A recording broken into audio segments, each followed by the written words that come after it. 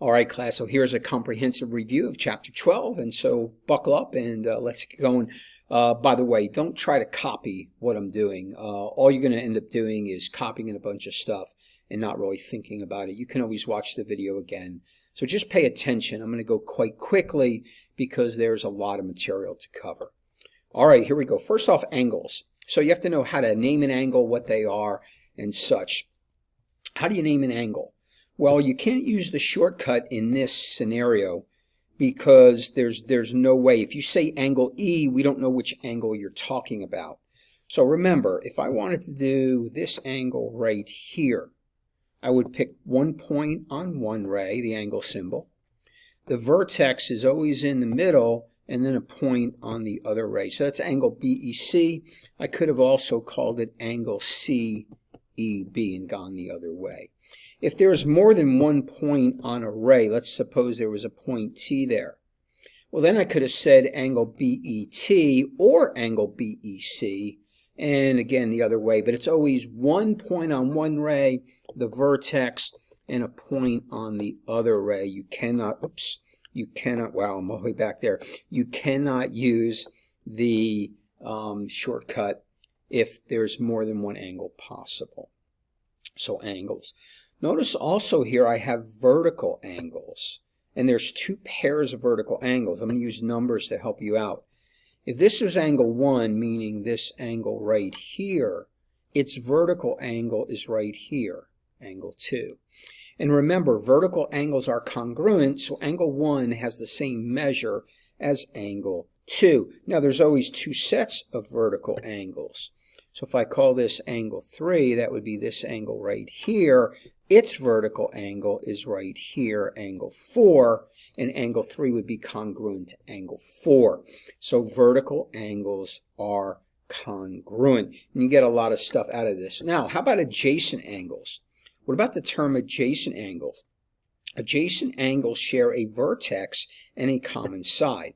So let's say, for example, I use the angle AEB right there in black. There are two different, well, more than two, but if I then took this angle right here, angle BEC, it would be an adjacent angle. Do you see how they share that vertex? And do you see how they share that interior side? So those are adjacent angles. Now I could have gone the other way as well, and I could have gone this way. And angle AED would be the adjacent angle as well. There are two adjacent angles to that angle, actually a few more if you use some other combination. So adjacent angles. All right, so vertical angles, adjacent angles. How about acute? So an acute angle is an angle where the measure is less than 90. Now you should be able to recognize them. This angle there is acute, and that angle there is acute. So if I ask you to name an acute angle, you need the angle symbol, and you need to name the angle. And I'll say angle AEB. That's an acute angle. The measurement is less than 180. How about an obtuse angle? Now the measure has to be greater than 180. And would you agree that angle there or the one down here are both obtuse? And again, if I ask you to name the angle symbol, a letter on a point on one ray, the vertex, and a point on the other ray, angle AED, that's this bottom one right there, right? Okay, obtuse. How about right angle? We don't have any pictured here. Right angle is an angle where it equals 90.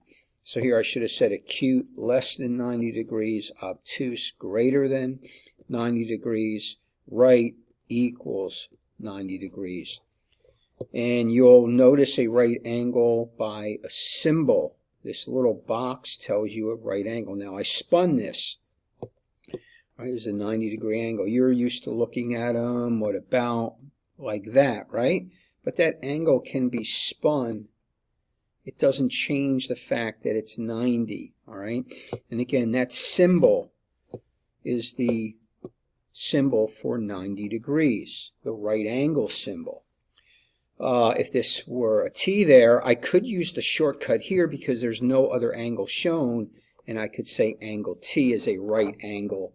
Its measure is 90. All right, how about a straight angle? A straight angle. So you need a straight line for a straight angle. Watch, I'm going to put a few letters here. P, Q, R, and T. Now there are numbers of straight angles, but if I said the straight angle where the vertexes are, I know the R's got to go in the middle, so I pick one point to the left of R, P or Q, it doesn't matter, I'll use P, you could use Q, and then a point on the other side. Angle PRT is a straight angle.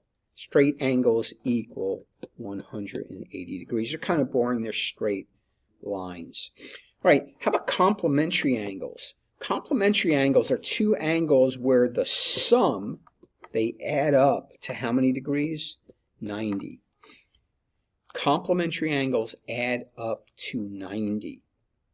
Now, as long as the two angles add up to 90, they're complementary. But the common way of the common picture of complementary angles looks like this.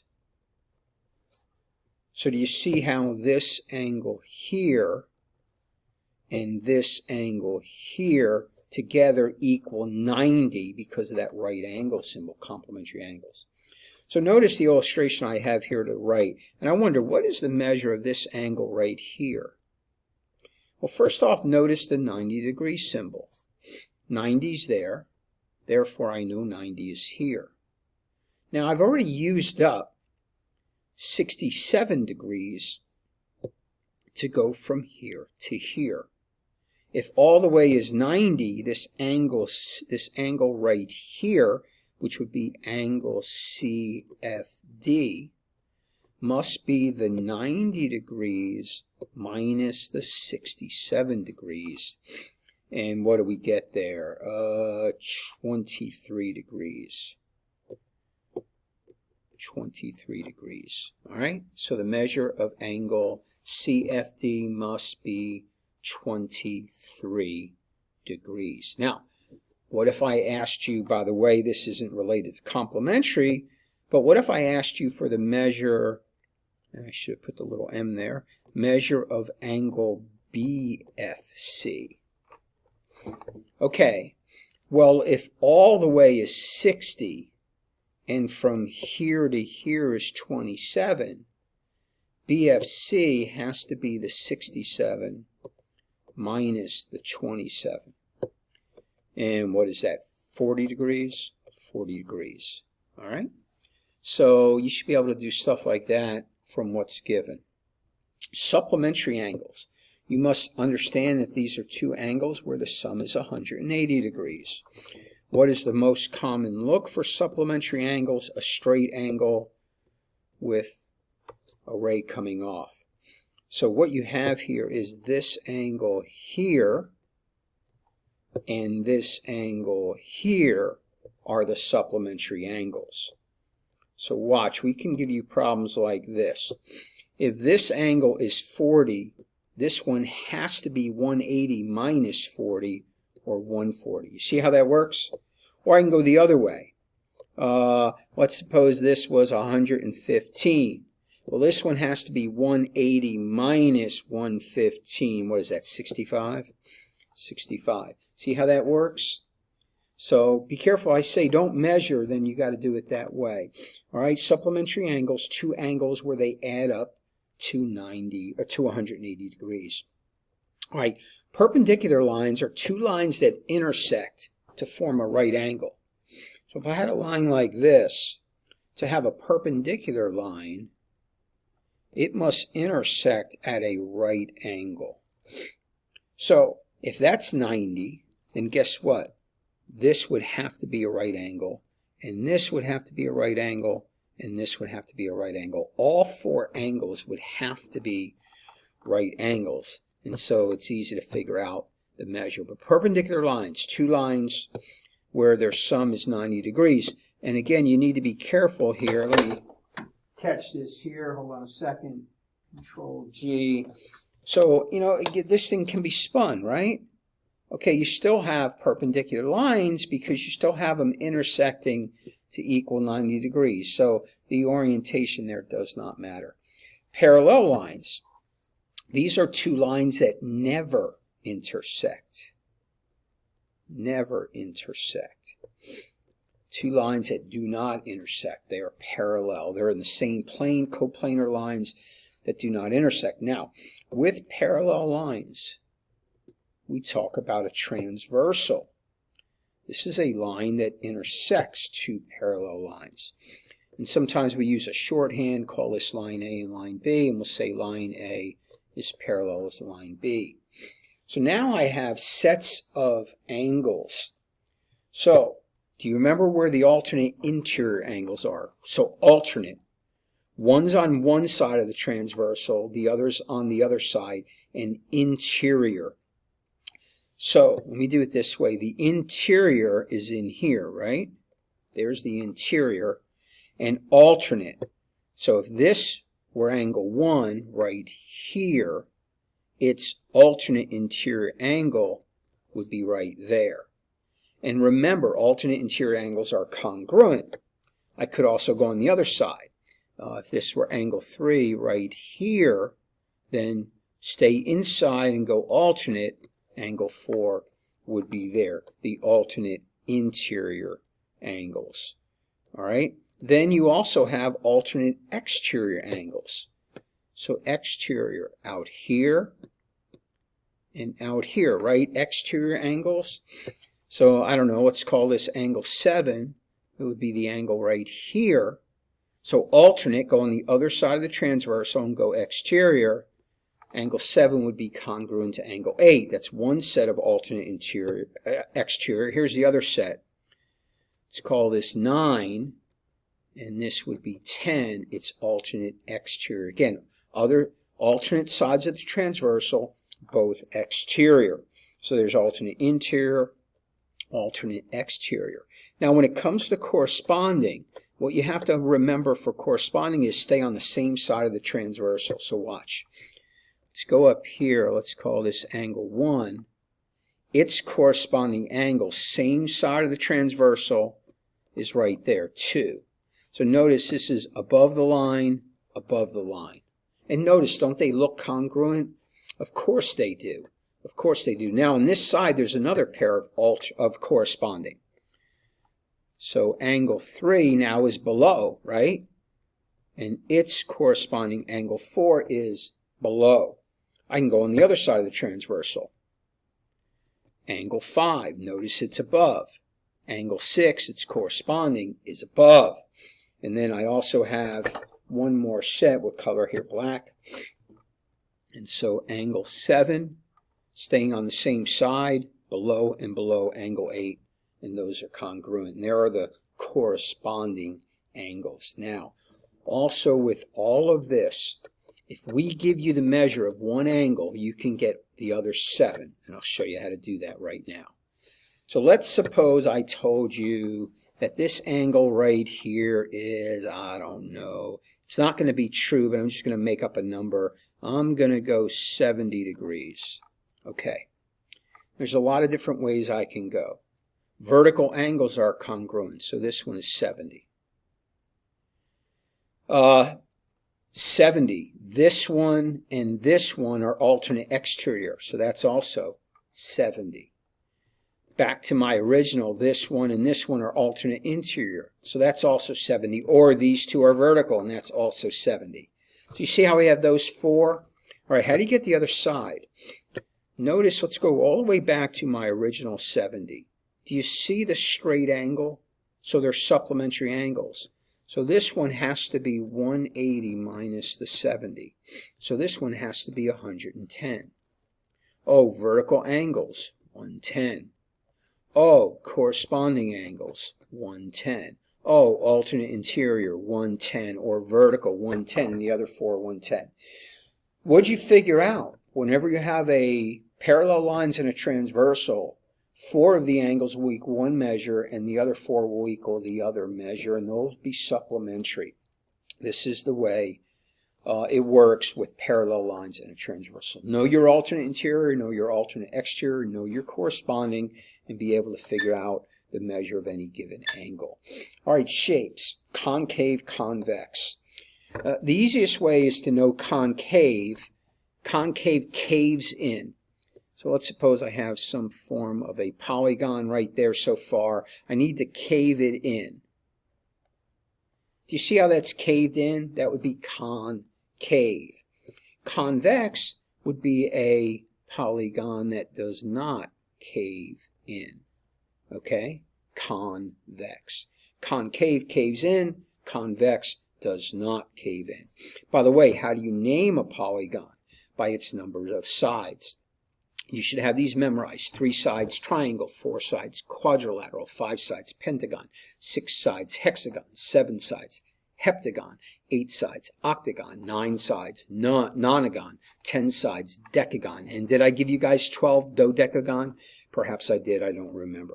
All right, so concave. Polygons, we just went through all those. Make sure you remember that a regular polygon, all angles are congruent and all corresponding sides are congruent. Here, let me make this a little bit bigger. So here I have a regular pentagon. So with a regular pentagon, every angle must be congruent, so they're all the same measure, and also every side must be congruent, so they're all the same measure, a regular polygon. So remember, regular, all angles are congruent, all sides are congruent for it to be regular. Do you know how to name your triangles? You should be able to name your triangles by angles and by sides. First off, what if you have a triangle where none of the sides are the same? So we'll use the marks to show you that. This is a scalene triangle. Now, according to angles, it looks to be obtuse because that looks to be an obtuse angle. So this is an obtuse scaling. It doesn't have to be. If all 3 angles are acute, it would be an acute triangle. What do you call a triangle where 2 of the sides are congruent, where that side's congruent? That would be isosceles. Remember, the base angles of an isosceles triangle are congruent. So watch, we can give you 2 kinds of problems here. Let's suppose we had an isosceles triangle. Let's suppose we told you that this angle up here was 70. Well, we know all 3 equal 180. So the other 2 together must be 180 minus 70, or 110 degrees. And we know that the base angles are always the same. So if you have 2 of them at 110, each one must be 55 degrees. And you should be able to tell me that. Now I could also go this route. I could say you got an isosceles triangle, and I could say something like, suppose that angle's 40. How much is this angle? Okay, it's got to be 40. The base angles of an isosceles triangle are congruent. And what is this angle? 180 minus the 80, so it must be 100, right? Because again, the 3 angles of a triangle equal 180. Now, be careful with an isosceles triangle. Just like any situation, this thing can be spun. Here, let me collect it. Hold on. Group it. And so, look. Isosceles, the base angles are always opposite the congruent sides. So, the base angles haven't changed. Even though it's upside down, they don't change no matter how it's rotated, right? Round and round and round she goes. It does not matter. Then these are still the congruent base angles because they're opposite the congruent sides. Okay? So keep that track of that. And then what if all 3 sides are congruent? Then it would be equilateral. That's not the best equilateral picture, but you get the idea. All right, quadrilaterals have 4 sides. Parallelogram. So you have to think 2 parallel sides. 2, whoops, come on, don't jump on me. 2 parallel, oh, give me green, come on. 2 parallel sides. Okay, so something like that, not the best drawing, but you get the idea. Okay, the green sides are parallel and the purple sides are parallel. Parallelogram, 2 pairs of parallel sides. Trapezoid. Trapezoid has only 1 pair of parallel sides. Here, I'm going to show you 2 different kinds here. Go one like that. We'll do one like that, right? And here, I'll finish this off here. And here, see the 2 purple are not parallel, but the green are. That would be a trapezoid. Here, notice the 2 purple are not parallel, but the green R, that would be a trapezoid. One pair, so 4 sides, one pair of parallel sides is a trapezoid. How about a rhombus? A rhombus is a parallelogram, so this is a type of parallelogram, and all 4 sides are congruent. So this side is parallel to that side is parallel to that side, and all 4 sides are the same size, which, by the way, a square is a type of rhombus. And I'll have it listed here. Rectangle, you guys, I hope you know what a rectangle is. It's a parallelogram with 4 right angles. So a square technically is also a rectangle, a parallelogram with 4 right angles. All right, know your shapes. Measuring angles. All right, you got to know how to use your protractor to measure angles. All right, where's my protractor? Let me break it out. So remember, make sure you line things up properly. You got to properly line up the vertex with the crosshairs. You have to have the protractor in the right spot. See, I can't start like that. I've got to get this thing lined up with that line right there. It has to line up. So I got to line this thing up. Okay, good. I'm lined up now. And now I need to make sure I read the correct scale. I've got to start at 0, so I'm reading the inside numbers. And I have to read where it crosses right there. So watch. This is 10, 20, 30, 40, right? I'm reading the inside scale starting at 0 down here. 40, 45, 46, 47, 48. It looks to be 49 degrees. Now I need you to be accurate within 1 or 2 degrees of measuring your angles. So make sure you line up your protractor properly and read it well. Whoops, back. Oh, wrong way. I think I had another angle. I went the opposite way. Okay, so let's measure this angle here. And again, I need a protractor. Bring it out. Now on this one, whoops, gotta move it. I'm lining up my vertex. Okay, get it right there. Looks good. And again, I gotta line up. I can do this a couple ways. I'm going to go this way this time. Notice I lined up my 0, right? So now I'm reading the outside scale. And I'm starting at 0, and I'm trying to figure out how much is this thing open. Does that make sense? Let me do it out here. I'm starting at 0, and I got to figure out how much it opens. So I'm just counting. 10, 20, 30, 40, 50, 60, 70, 80, 90, 100, 110, 115, 16, 17, 18. Looks to be 119 degrees. Be accurate. Now, if I would have given you letters here, let's say T and Q and R, you could use the shortcut and say the measure of angle T equals 119 degrees.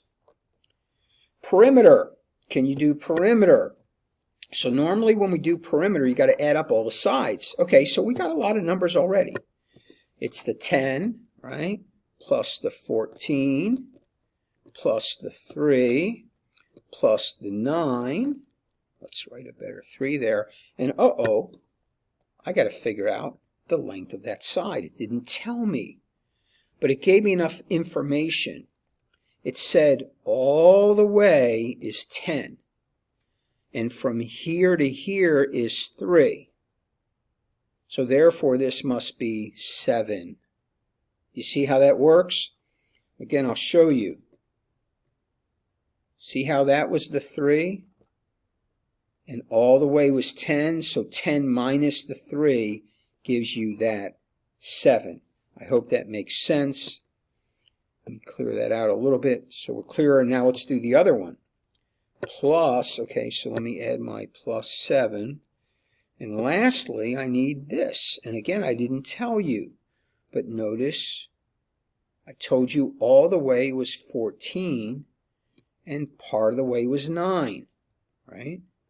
So 14 minus 9 means this must be 5, so plus 5. All right, now I'm ready to add them up. 10, 24, 27, 36, 43, 48 units. And be careful, if I would have said feet on these, then you would say feet, right?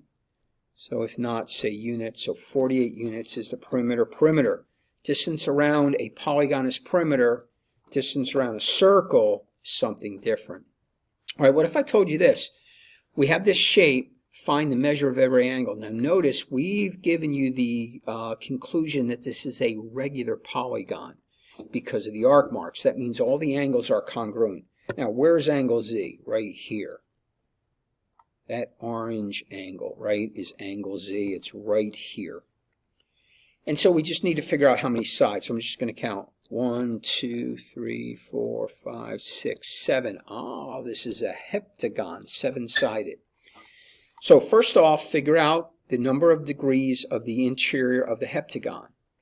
It's the number of sides or angles minus, do you remember the number? Minus 2, and then times what? How many degrees in a triangle? 180. So 5 times 180, so I'll punch this out. 5 times 180, 900 degrees. So if I asked you how many degrees in the interior of any heptagon, you'd say 900. But if I asked you for just one angle, it would have to be regular, and you would divide by the total number of angles. So 900 divided by 7. And I'm going to have to round this off. 128.6 degrees would be my round off to 1 decimal place. If I said to the nearest degree, you'd say 129 degrees. Hey, every regular heptagon, every angle is 128.6 degrees. That's the way it is. All right. Circles. Can you name a circle? Well, you use the circle symbol. Don't forget the center point and then the center point letter. Circle B. Radius. You must always start with the center point and then pick another point from the center point. And it's a line segment. Line segment BA would be the radius. Now, I also have shown a radius of BC. Again, make sure you use the line segment symbol. Radii are line segments. Diameter is a chord that goes to the center point. Chords have one point on one part of the circle, another point on another part of the circle, end point, and again, for it to be a diameter, it must go through the center point. So line segment AC. And remember, line segments are always named by the 2 endpoints with the line segment symbol. Chord. A chord are 2 points on the circle that have the endpoints as points on the circle. By the way, a diameter is a chord. The other chord shown is line segment AC, which, by the way, you could have said line segment CA. They are one and the same, right? So a chord. And then circumference. Remember the circumference and its formula. It's the distance around the circle. We have 2 formulas. Circumference equals 2 times pi times radius, or circumference equals pi times the diameter. So let's find the circumference. I wonder what that 9 means. Well, notice where it's located, right by the center point. That means it's the diameter. So what would be the circumference? Pi, 3.14, or you can use your pi button, times the 9 feet. Punch it out. I'm going to use the pi button. 9 times pi, 28.27. We'll round off to 1 decimal place. 28.3 feet is the circumference of that circle. Congruent. All right, congruent polygons. That means all angles are congruent and all sides are congruent. And you can see that by the markings. Now, these 2 triangles are congruent. And notice the lettering, PQR. So you have to write the correct 3 letters here. So I like to go by the angles. Angle P has the 1 arc mark. Angle B has the 1 arc mark. So where the P is first is where the B goes first. Angle R is the 2 arc mark. Angle C is the 2 arc mark. So, oops, I shouldn't have gone to R next, but I did. So R is last. So C is last. And then the 3 is the Q, right? Q is 3, and the A is 3. Q is in the middle, so the A goes in the middle. So triangle PQR is congruent to triangle BAC. And by the way, if I spin this, it'll be clearer to you, right? You spin it like that. So do you see now? Because you never know how it's going to be spun. Doesn't P go with B? Doesn't R go with U? And doesn't A go with Q? It does. And notice the angles are congruent and the sides are congruent. Corresponding angles congruent. Corresponding sides are congruent. How about similar triangles? Right, first off, do you remember the symbol for similar? It's the tilde, right? That's the symbol. Back here, congruent, notice the congruent symbol, equal sign with the tilde over top. If you just have the tilde, that's the similar symbol. Remember, for similar triangles or polygons, all angles are congruent, all sides are proportional. So angles are congruent. Well, we don't even know that we have similar triangles unless we understand what we've learned this chapter. We learned that if two angles of one triangle are similar to two angles of another, congruent, to two angles of another triangle, then the two triangles are similar. Well, I already have one angle. I have angle B here, congruent to angle E. I know that by the markings. Do you see any other congruent angles? Well, you should. See the vertical angles? That angle there and that angle there. Vertical angles are congruent. So I know this angle is congruent to this angle. Therefore, I know the triangles are similar. So I'm going to write it. Triangle. Let's go ABC. ABC. Use my similar symbol as similar to triangle. Now I got to be careful. I went from the non to the 2. So I got to go from the non to the 2. So I got to go DEC is the way I have to name this. DEC. Everything has to correspond. See, that's real important now. Again, you see what I did? So again, I went A, no markings. The B, 2 markings. The C, 1. 0, 2, 1. I went 0, 2, 1. All right? You got to do it that way. It's the only way to get it done in this kind of a scenario if we don't tell you that. Okay. Now, how in the world do I find X? How do I find X? Proportion. Which, by the way, before I do this, let me just say angle A is congruent to angle D, angle B is congruent to angle E, and angle C is congruent to angle C, right? Obviously. Yeah. Okay. Let's go ahead and set up our proportion. The X, so that's the length of the side. Now, X is B to C. B to C. So it must go with E to C. Don't make the mistake. E to C is the 22. That's where students make the mistake. All right, and what else do I know?